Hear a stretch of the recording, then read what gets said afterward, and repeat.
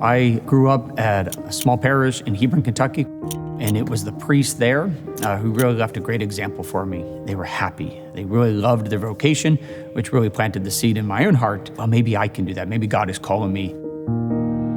The Knights supported me through seminary, especially through prayers, but also through financial ways. What drew me to the Knights was fraternity.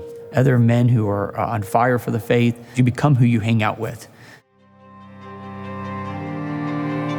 When I became pastor here in 2019, the church, it was in pretty bad condition. We had about 200 people on a weekend. It was not quite looking its best or doing its best, and Father has completely turned this parish around. I remember sitting in prayer, and a line from St. Augustine hit me. We better pray as if everything depends upon God, but we better work as if everything depends upon us. And so we got to work. So one of the first things that we started when I became pastor was the Knights of Columbus.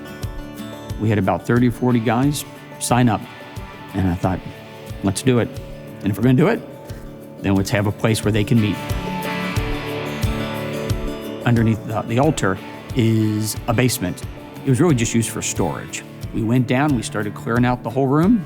We painted all the walls, put up a bunch of pictures of Father McGivney, John Paul II, Christopher Columbus. It became our youth room as well.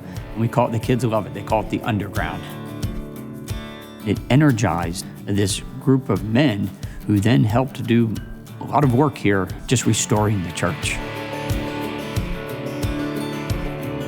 We took out the stage, we moved the altar, and we took all the pews out of the loft, brought them back into the church, and so the capacity of the church went from 490 to 720.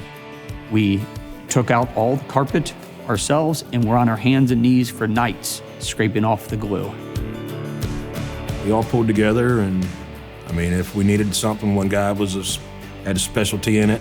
It was definitely the Lord looking after his house.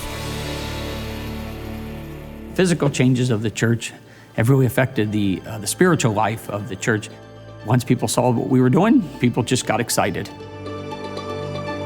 I really enjoy being around a bunch of men that are like-minded and want to help the community and still have the same beliefs in God.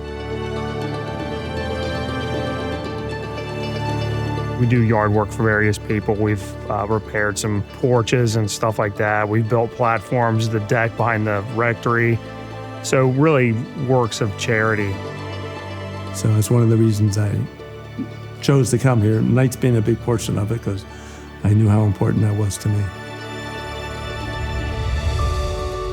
Father Mike, the Knights of Columbus, the parish here, and it's the light shining in the darkness of the world. Having 4 boys, we need as many guiding influences as possible that are positive. He's just been such a guiding influence in their lives. He's just such a light in everything that he does and joy. I think it's just amazing what the Knights have done in these few years that they have been here. It's just a wonderful parish to come to. You feel so welcomed and you feel a joy.